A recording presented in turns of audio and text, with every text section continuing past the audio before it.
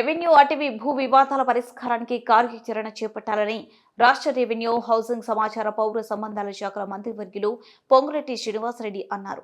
ఆదివారం మంత్రి ఖమ్మం శ్రీ సర్కిల్లోని తన నివాసంలో ఖమ్మం ఎంపీ రామసహాయం రఘురామరెడ్డి, జిల్లా కలెక్టర్ ముజమిల్ ఖాన్, స్థానిక సంస్థల అదనపు collector doctor P Sreeja, revenue అటవీ శాఖ అధికారులతో రెవెన్యూ అటవీ భూములలో ఉన్న సమస్యల పరిష్కారం, రెవెన్యూ ప్రైవేటు వ్యక్తుల మధ్య ఉన్న భూ వివాదాలపై సమీక్షించారు.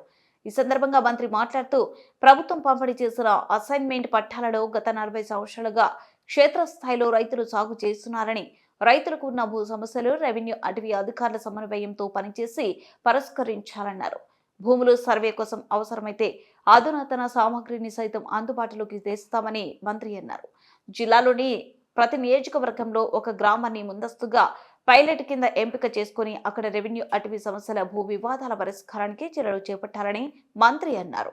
అటవీ భూములకు సంబంధించి సరిహద్దు వద్ద అధునాతన పరికరాలతో సర్వే చేపట్టి పక్కాగా నమోదు చేయాలన్నారు.